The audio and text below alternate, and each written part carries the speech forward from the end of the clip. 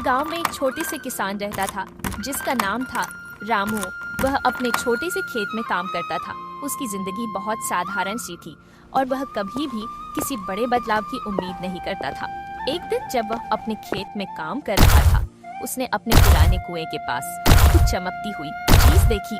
उसने पास जाकर देखा और पाया कि वह कोई सामान्य पत्थर नहीं था, बल्कि एक कटा फटा पुराने समय का बहुत सुंदर कांच का टुकड़ा था।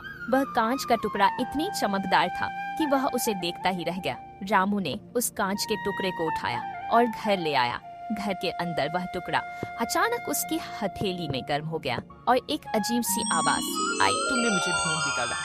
अब तुम मेरी मदद से समृद्ध हो सकते हो, लेकिन याद रखना, हर चीज की एक कीमत होती है। रामू चौंक गया, लेकिन आवाज का स्रोत कहीं से सुनाई नहीं दे रहा था। डरते हुए उसने पूछा, तुम कौन हो? आवाज ने फिर कहा, मैं एक जादुई कुएं का आत्मा हूँ। इस कुएं में एक जादू है जो तुम्हारे जीवन को बदल सकता है, लेकिन तुम्हें इस जादू के साथ जुड़ी खतरनाक शक्तियों से भी निपटना होगा। पास वापस गया और जैसे ही उसने कांच के टुकड़े को कुएं में डाला, कुएं के पानी में हलचल होने लगी।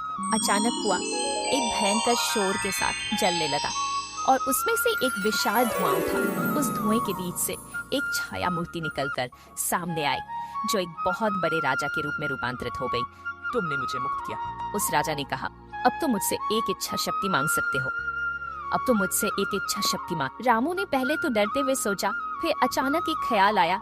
मैं चाहता हूँ कि मेरे पास अपार दौलत और खुशहाली हो, ताकि मेरी जिंदगी बदल जाए और मुझे मेहनत ना करनी पड़े।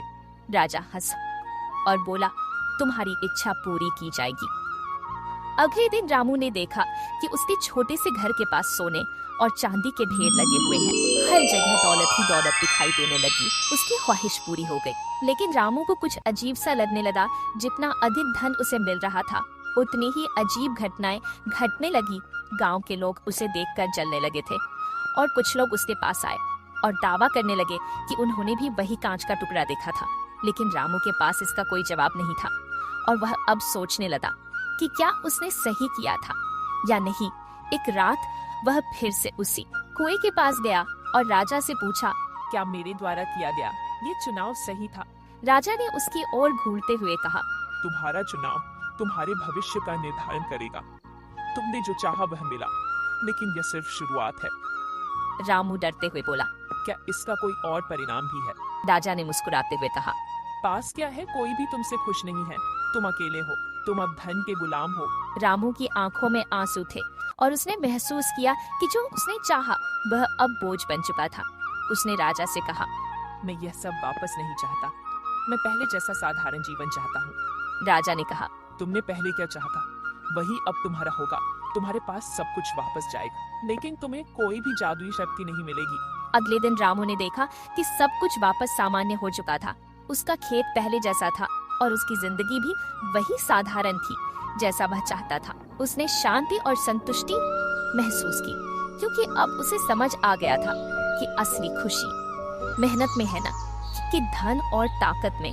उसने कांच के टुकड़े को फिर से कुएं में फेंक दिया और धीरे धीरे कुआं फिर से शांत हो गया। रामू अब समझ गया था कि जादू, चमत्कारी चीजें और इच्छाएं केवल एक भ्रम है जो असल सुख की ओर नहीं ले जाती।